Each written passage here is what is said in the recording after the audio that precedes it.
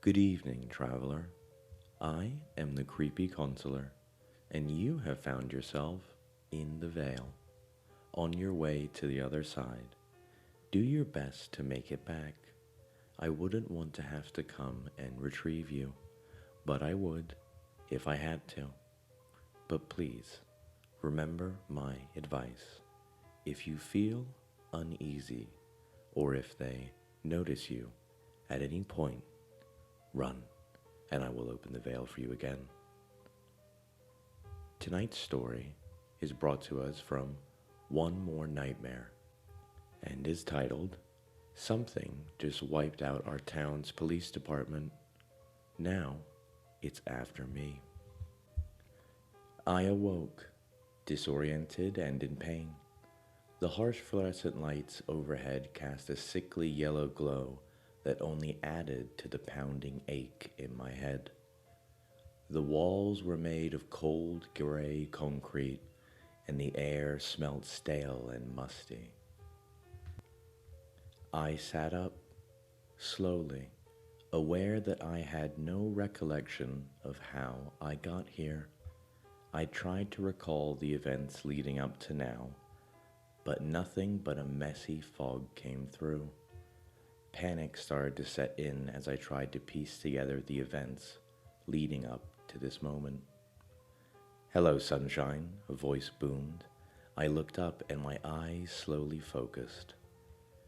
Dressed in his blue uniform, donut in one hand and a cup of coffee or tea in the other, like a walking stereotype, he smirked at me from the other side of the cell bars. Feigning a smile, I grumbled, "Oh, hey, Chief, you're looking good," while rubbing my temples. "Coffee?" he asked, lifting the cup in his hand slightly. "Got anything stronger?" I mumbled back, the hangover hitting me in waves. "Ha, that's what you got in here, John," he snorted, walking up to my cell and placing the paper cup on the bar. Small towns. You gotta love 'em. I knew all the local police on a first-name basis, and they all knew mine. I felt like I spent more time here than at my own place. I probably did. But I wasn't always the town drunk. In fact, I'd only recently come to accept that I was. Once upon a time, though, I was a small store manager, running a team of 5 sales and a couple of admin staff in an electronics store. I was happy. We were happy. My partner and I had just bought our first place together, a small 3-bedroom 1970s property on an acre of land. It was close enough to the town that shopping and traveling to work wasn't an issue, but far enough out that it felt private and quiet, just what we had dreamed of. "Just one more photo," Lucy said, grinning, "before they take the sold sign down." "All right, one more," I replied, feigning annoyance. I really didn't mind, but I couldn't let her know. "All right, smile you two, Mindy," Lucy's sister said. She aimed the camera at us as we stood in front of the large real estate sign that had the big "Sold" sticker plastered across it. "John, put your hand on her belly," she said, indicating to Lucy's pregnant stomach. I smiled, placing one hand around her and the other resting on the lump of her belly. "Cheese!" Flash.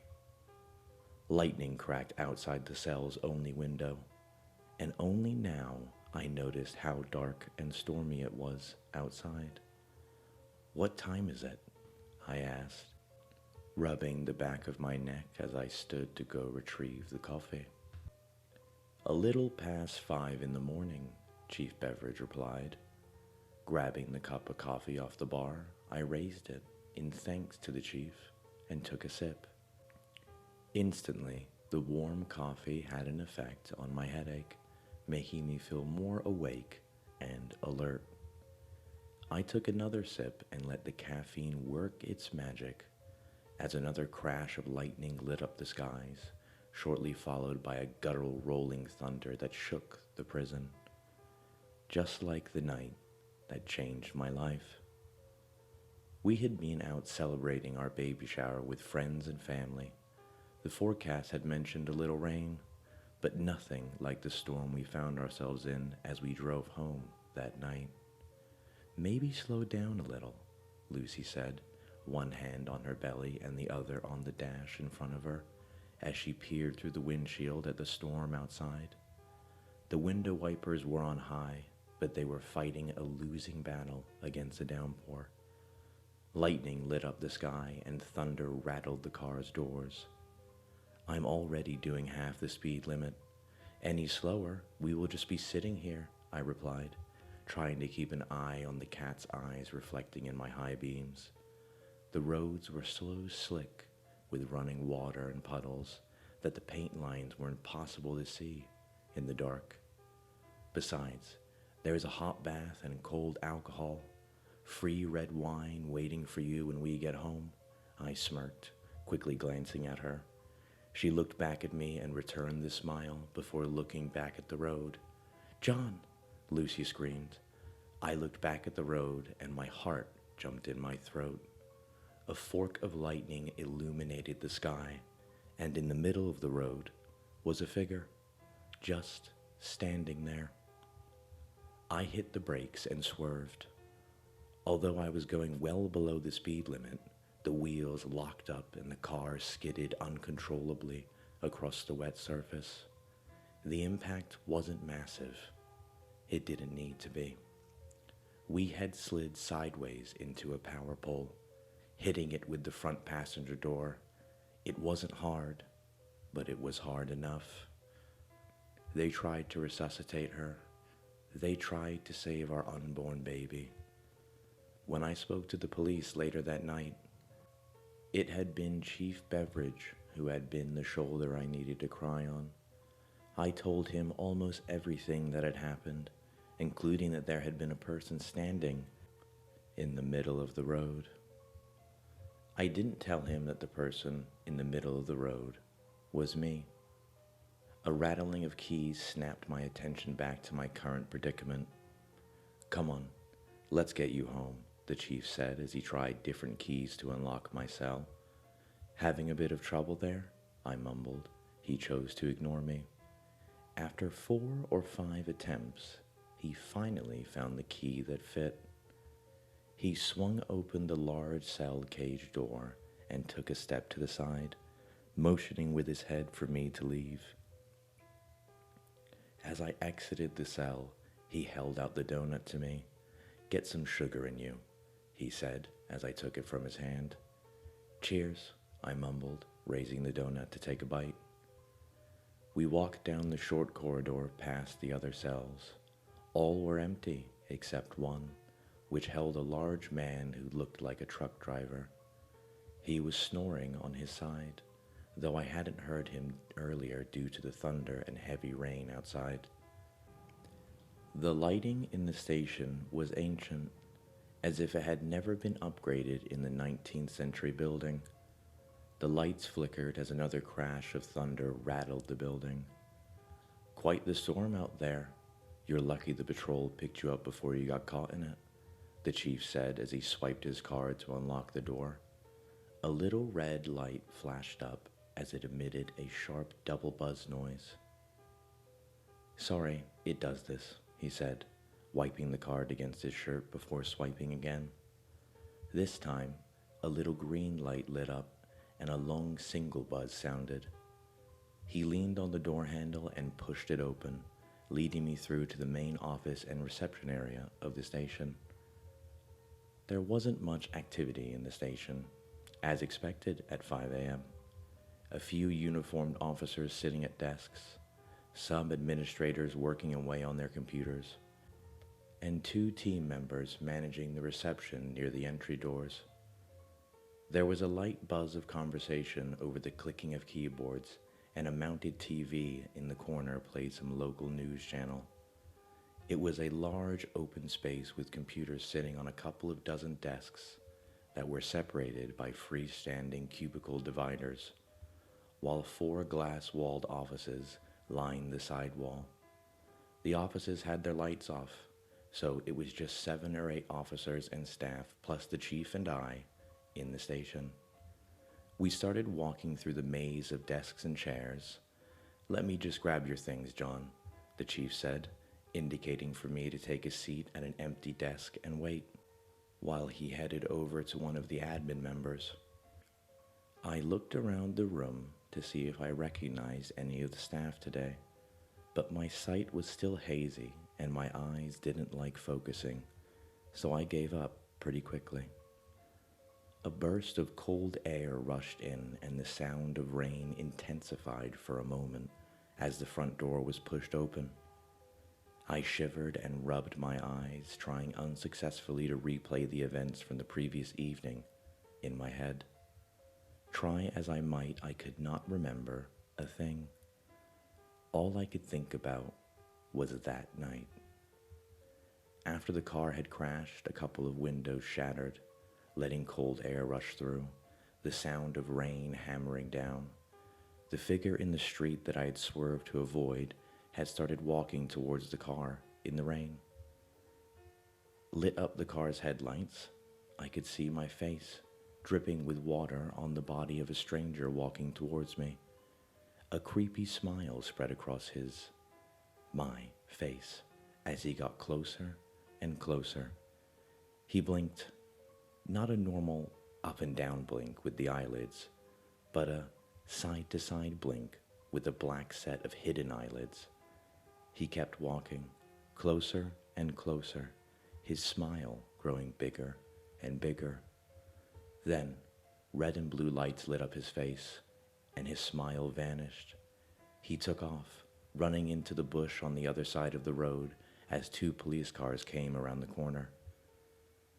The front door closed again, and the chilly air and rain had died down. When I noticed the room had gone quiet, I took my hands down from my face, opened my eyes, and glanced around the room. The staff had all stopped what they were doing and were looking towards the front of the station. Even the chief was standing still, staring at something. I placed my hands on the desk and stood up slowly, leaning forward slightly to get a better view of the front door. A wave of confusion hit me as the reason everyone had stopped talking became evident. Standing in the doorway, water dripping on the floor from his blue uniform, was Chief Beveridge. He was breathing deep, labored breaths and appeared to be covered not only in water, but also mud and some blood. He had his gun in his hand by his side and was staring intently across the station at the other chief, the one I had just been speaking with. The other officers and staff were looking back and forth between the 2 chiefs, the dry chief and the wet chief, looking just as confused as I was feeling. One of the uniformed officers broke the silence. Chief, what's going on?" he said, but to which chief I wasn't sure. I noticed the officers slowly reaching for their holsters, and I took a step back. What the hell was going on? The wet chief didn't say anything, but slowly raised his gun towards the dry chief. The officers' training kicked in as they unholstered their weapons and drew them in a flash. "Lower your gun," one of them yelled uncertainly. Finally speaking, the wet chief yelled, "That is not me," his gun now pointing directly at the dry chief. "Lower your gun, chief," the officer repeated. I looked back at dry chief, who was standing with his hand on the shoulder of the admin lady. Susan, I think her name was. The poor woman was visibly shaking in fear, a gun pointed in her direction. She appeared to have wet herself, as I could see liquid dripping to the floor from her seat. "Chief, I don't know what is going on here, but I need you to lower your gun and we can work this out," one of the other officers yelled. Susan was shaking even harder now, convulsing almost. Something wasn't right. The officers started to notice as well. I looked down at Chief Beveridge's hand that was on her shoulder, and my heart stopped. They were across the room from me, and the lighting wasn't the best, but still, I could see in perfect clarity now. His fingers, the parts that I could see, were black and pulsating. They had penetrated her shoulder, ripping through her top and digging into her skin. I looked down at the liquid that I first thought was urine dripping from her seat. It was now gushing down, and it was red. I looked back at Dry Chief, my eyes wide and full of clarity now. Dry Chief turned his head slowly towards me, a smile spreading on his face. Then he blinked a sideways blink with black hidden eyelids. When the side-set eyelids slid back, eyes as black as coal had replaced his usually vibrant blue and white pair. I stumbled back, crashing into the desk behind me. Raising my hand to point at the Dry Chief, I yelled, "That's not the chief!" A snarl formed on his face, and he whipped his head back towards the officers. The officers' faces dropped as they saw, for the first time, his lifeless eyes. They swung their guns around to face Dry Chief, but were too slow. Out of his chest burst multiple black tendrils. In an instant, I watched as the tendrils impaled the other officers and staff. The closest officer was struck directly in his eyeball, dropping his gun immediately as his arms fell to his sides, blood immediately splattering all over his desk. The second officer was struck in the throat, crushing his larynx and snapping his head back. The third officer was struck directly in the chest, with the tendril piercing right through and out of his back. The two receptionists who were facing the wet chief, the real chief, were both hit squarely in the back of the head, slamming their heads forward onto desks in front of them, splattering blood all over the computers and desk, while the last admin staff had been sitting sideways, and the tendril had hit her directly in the ear. Any remnants of my hangover were completely gone now, as I surveyed the horror in the room before me in wide-eyed shock. The officers remained standing, arms dropped to their sides, convulsing as the black vine-like tendrils weaved out across the room. The other staff shook uncontrollably in the place they had been impaled by this creature. All this in a matter of seconds. The creature's eyes were now completely black, glossed over, and lifeless as it tilted its head back and let out an ear-piercing shriek, unlike anything I have ever heard. In horror, I watched as the impaled bodies at the end of the writhing tendrils all tilted their heads back and began screeching in unison. I slammed my hands to my ears with little effect as, simultaneously, Chief Beveridge started unloading his weapon in the creature's direction, and the glass throughout the office began shattering. The high-pitched shrieking had caused all of the glass in the office to smash, cups, office windows, and the light bulbs. The room was cast into complete darkness. The creature yelped and stopped screeching as Chief Beveridge managed to hit it at least once before the last light bulb shattered. He fired a few more shots, temporarily illuminating the room from the muzzle flash. I heard multiple thuds and the room fell silent, bar the ringing in my ears. A light beam flickered on from Chief Beveridge's torch as I heard him reload his gun. The torch beam cut through the darkness of the room, scanning the area the creature had just been. It was gone, and the bodies that had been attached at the end of its tendrils had collapsed to the floor. Chief Beveridge swung the beam from one side of the room to the other, calling out, "Do you see it?" to me as he did. In shock, I just stood there, mouth open and heart racing. "Do you see it?" he yelled again, snapping me out of my trance. No, I don't see it," I stuttered. "Make your way over to me, John," he called, "and do it quickly." I started moving in his direction, sticking close to the outer wall as possible, while frantically looking around the room for the creature. Lightning crashed outside, briefly illuminating the room before plunging us back into darkness, bar the light of the chief's torch as it darted around the large space. The beam was causing shadows to dance around the station, making it even harder to spot the creature. I crept slowly, with very little light to guide my way, trying not to trip over anything in fear the creature would pounce if I did. Crunching glass broke the silence as I walked past the offices where the glass windows had shattered. I tried so hard not to look into the rooms. The chief's torch beam didn't reach the insides of the offices, and the corners were pitch black. I felt like the creature could be mere feet away from me, standing in one of the rooms, staring right at me, reaching for me, and I would never know. I gulped, keeping my eyes towards the chief, and pushed that thought down out of my mind. A loud crash caused me to jump as something smashed into the desk on the opposite side of the room, knocking a computer monitor to the floor. I jumped again as the chief swung his torch beam and gun in that direction, firing off 2 shots. I caught a glimpse of the creature, albeit brief, but it was enough to cause panic to rise up my throat into a scream. All likeness of the chief was gone. It moved on 4, maybe 6 limbs like a gigantic demonic lizard.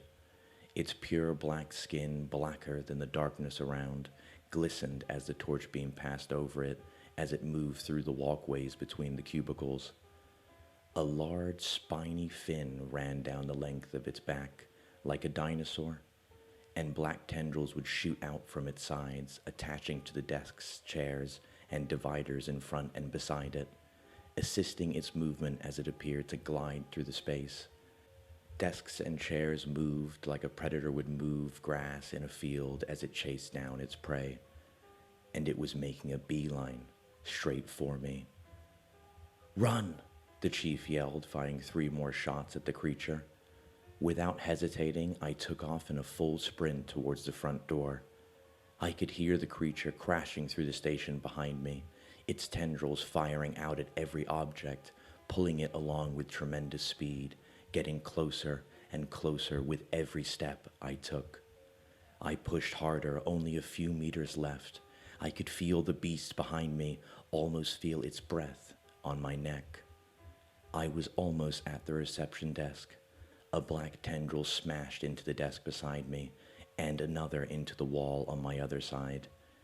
I didn't want to, but I couldn't stop myself. I turned to look. It towered above me, opening its mouth and exposing rows and rows of sharp, dagger-like teeth that seemed to go all the way down its throat. As the smell of rotting bodies washed over me, I was so close, but I was done. I flinched as it moved in for the kill. I just hoped it would be quick, painless. 3 gunshots echoed in my ear in quick succession. The creature screeched again and dove back and away between some desks and chairs. I swung around and the chief just looked at me and said, "Go." I took off to the front door and opened it before looking back at the chief. "Get out of here. Go call the National Guard, the feds, everyone. I can't let it get out," he said as he moved to the door. He pushed me outside and locked the door behind me. I thought about trying to convince him to come with me, but knew that would be a waste of time. Looking at him through the glass doors, I nodded and said, "Thank you," then took off to find a phone. And this brings me to now. The reason I'm sharing this story with you all, in case I don't make it. You see, I found a phone. The local gas station a few blocks away was open, and after the attendant saw the state I was in and the look of terror on my face, he immediately led me to the office and gave me the phone. I called everyone, the National Guard, the feds, the police stations in the next towns over. but I don't think anyone is coming. I did manage to convince the person I was speaking to at the National Guard to at least call the police station. They reluctantly agreed, putting me on mute but keeping me on the line while they dialed. After a half dozen rings, Chief Beveridge finally answered, and I was extremely relieved to hear his voice. After going through the standard identification process, the man from the National Guard said, "We have reports of major injuries, possibly deaths in your station. Do you require immediate assistance?" My relief washed away into fear at Chief Beveridge's response. No, no issues here. We just had our local town drunk, John, causing a bit of a scene earlier. We have released him already, but I think I might do a welfare check on him. I started yelling down the phone as they wrapped up their conversation. Tears formed in my eyes, my screams falling on deaf ears as I was still muted. The man from the National Guard thanked him and apologized for the inconvenience before coming back to me and warning me about the trouble I could get into for filing false reports and wasting their time. He ignored my pleas and hung up on me, leaving me listening to the dial tone in disbelief. After what felt like an hour, I lowered the phone back to the receiver. As I leaned back in the chair, I could feel the blood running from me, leaving my skin feeling cold and clammy. I lowered my head into my hands, accepting that this may be it. I heard the door swing open, heard the attendant clear his throat. "Do you know how to use one of these?" he asked. I lifted my head from my hands. He was holding an M4 shotgun towards me. He had some sort of assault rifle over his shoulder and what looked like a modified Magnum handgun in a holster on his hip. "I heard your call," he said as he handed me the shotgun. My mouth was open in shock. "I've been hunting this thing since it took my brother 2 years ago. You want to help me kill this fucker?" he asked, a hint of crazy in his eyes. I slowly stood, still in disbelief, looking at the slightly graying station attendant. For the first time, I started noticing details about him I missed earlier, such as his muscular build under the loosely fitting polo shirt, the battle scars on his hands and face, and the Special Forces tattoo peeking out from the bottom of his polo. "Well?" he asked, squinting his eyes a little at me. I looked at the shotgun in my hands, then back at him, and felt a surge of anger and confidence wash over me. "Fuck yes, for Chief Beveridge," I said. "For my brother," he said, "and for Lucy."